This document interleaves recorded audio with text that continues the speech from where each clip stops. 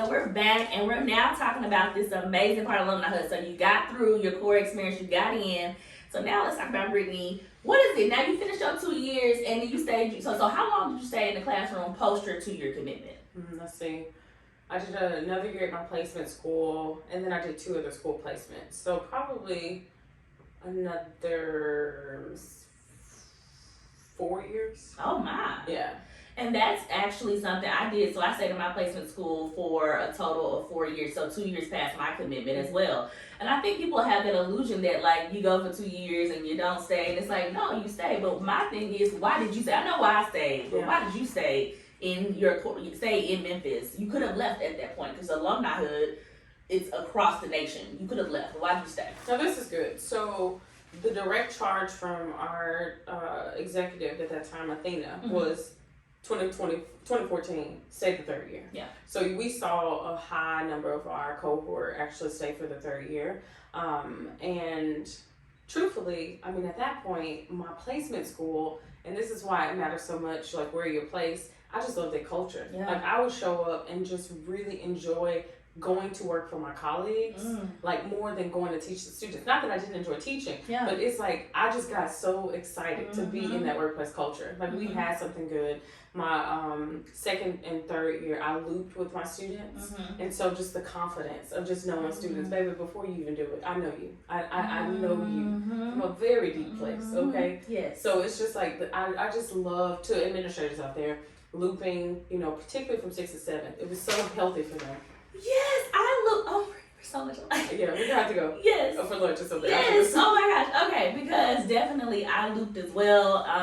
And I think you're 100% right. It's something about getting your babies when you first meet them and seeing who they are, and then getting them again at the later part is amazing. I was middle school as well. Middle school was my heart. I was a 7th grade teacher. Shout out to middle school. Shout out to middle school. 7th grade was my thing. Like people don't like 7th grade. I love 7th grade. It's just it. And so when I looped with them for 8th grade, I was like, okay. And it's not just about them. I love what you said. It's also about.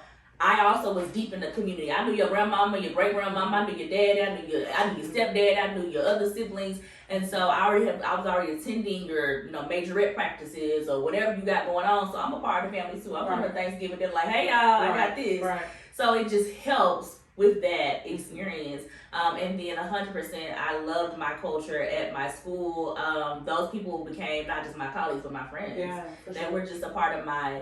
They help keep lifting you up, and so that again, network outside of CFA, you're still building relationships with people. Okay, so that's why you stay, but I'm also feeling like you talking about Lee. So where does Lee come into this? What's happening with Lee that made you say, okay, I'm also gonna be able to engage and stay here? So what's important is I knew about my 2nd year that the system was broken to a place that I didn't see long term that I would be an impact agent from the inside. I was so disturbed. I came into it, I mean, I graduated from Ivy League school with a social work degree, and it was difficult for me to complete my lesson plans. And so I'm like, what is all this baggage, you know?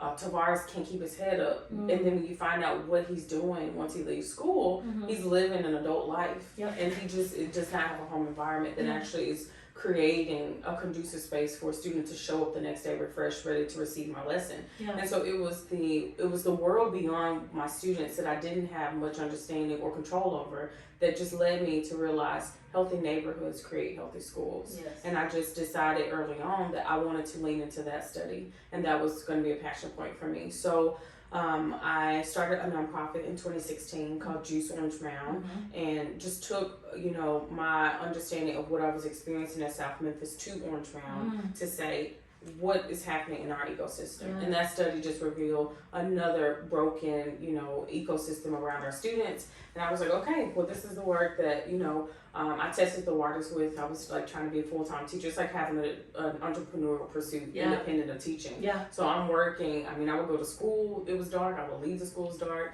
I quickly advanced in leadership. So I was grade level chair, and then I was department head, and then I was in an aspiring school leaders pipeline, and I said, oh Lord, I'm about to be a principal.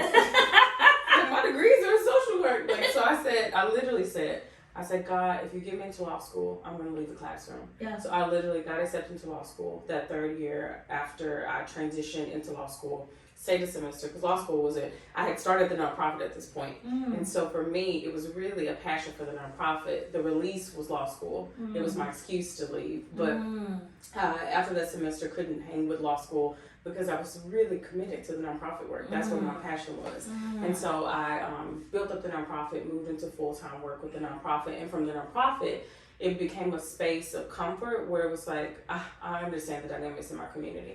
You know, this is not really challenging me because it's very predictable. And then I was like, beyond my community, what's happening in other neighborhoods? And when I zoomed out of Orange Mound, I saw Bethel Grove for its brokenness. I saw Magnolia Castelia for its brokenness. I saw Beltline Cherokee for its brokenness. I'm like, wow, like what is the next level of leadership? And then it was just elected office. And so in 2019, I ran for city council. I lost my race, but then I came back in 2022 and ran for county commission and won as the youngest woman elected to the Shelby County Commission. Come through, come through, come through. Okay, that was a lot of great stuff. I hope you caught all that. If you need to slow it down on YouTube, you know how to do it. Slow it down so that you can get all those things. Because we definitely want to make sure we support Juice Orange Mound, and we also want to make sure that we look into just how to support Britney and all her work as a county commissioner. Now, leading Leadership and Education Equity Organization. How did they play a role? Because I think if you're a TFA core member, specifically alumni, you get access to this other network to support your development and your growth. So, pause. Okay. Go do your little research, pull up the tab, find out where it is, and just have it as a companion. So once we pivot out of this, you go right to lead. You get your account set up and get in there because it's amazing. I found myself free trips paid to go to Atlanta, where I'm just amongst other aspiring leaders from across the nation. And it's just, I mean, I cannot tell you enough great things about Lee. I still feel guilty now because I'm not even fully utilizing it to its fullest capacity. But it's just a great resource. You want to talk about, you know, getting out of the classroom, connecting here locally, but then also having a national platform. Lee is it. And so it's the C4 arm of Teach for America, which is so brilliantly thought out. And so they're able to, you know, do things related to politics that the C3 is not able to. So it's a beautiful structure, so thought out for the full benefit of Teach for America alumni. And I highly recommend that you go figure out who your director is, start to enroll in programming. And then if you're interested in running for office, Lee is going to be your first check. And so Lee gives you bandwidth that so many other opponents of yours will not have. And so I've seen people, like even in my race for county commission, I maintain that one of my opponents, she had a more robust network than me, but she wasn't funded.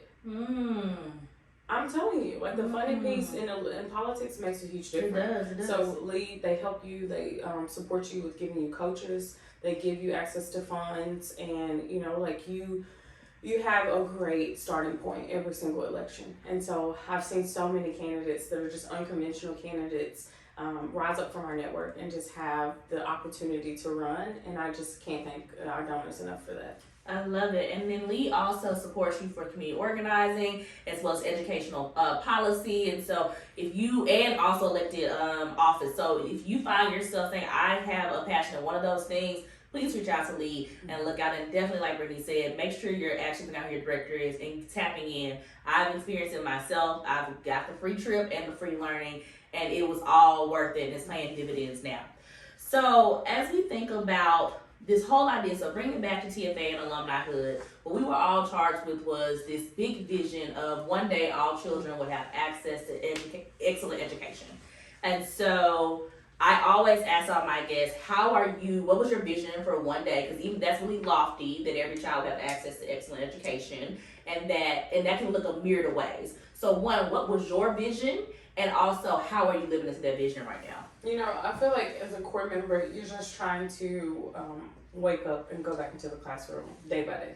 And so it was just a tagline. One day all children It was just a thing just to say. Mm-hmm. And then it didn't really become real for me until I became a county commissioner. Mm-hmm. When I had to charge somebody else who was a part of our network that I felt was violating one day all children. Mm-hmm. And so to me, that's when I realized this is a compact that I've made, that I'm committed to this. And I will hold everybody in this network accountable to that. So we were trying to pass $1 million effort to provide an unconventional sport to a select portion of the county. And every high school in my district was not a part of that base. I served one of the most disenfranchised, disinvested districts. And so I was like, we're not about to make a catalytic investment into an unconventional sport without any of my kids having access to it. And so that caused me to delay, the vote until they got it right, providing access to the most proximate school to where they were building a new facility for this unconventional sport. And I had to make sure that my fellow, counterpart in Teach for America, who's also made a commitment to one day all children, was reminded that we're going to take it seriously today. So I think that, I pray for everybody that's watching that you have an opportunity to test the mantra, to make it real, that one day all children will not be just something that you say, it'll be a practice that you uphold. And there are many different opportunities when we actually think about, in our practices, where we can live it out. And so for so many people it's just sad, but there are, when we think about it, real opportunities for us to live it out and to ensure that it happens. We're talking about equity, we're talking about access, we're talking about inclusion. One day all children in Memphis and all across this network. So we're the ones that are going to make it happen. And I love that. I think that's something for us to think about. So we all say things every day that's like our mantra, that's our truth, whether it be one day all children, or whether it be like I'm gonna be my best self, or like it's January, we're getting ready for February. So the idea of like, hey, I'm gonna do this year, my New Year's resolution. You say all those things, but honestly, are you standing on it? As the young kids say, are you standing on business? Are you actually holding it and holding yourself and others accountable to honoring that? And so take a moment to reflect on, what is your mantra and how are you actually holding yourself and others accountable to honoring that mantra? We'll come back.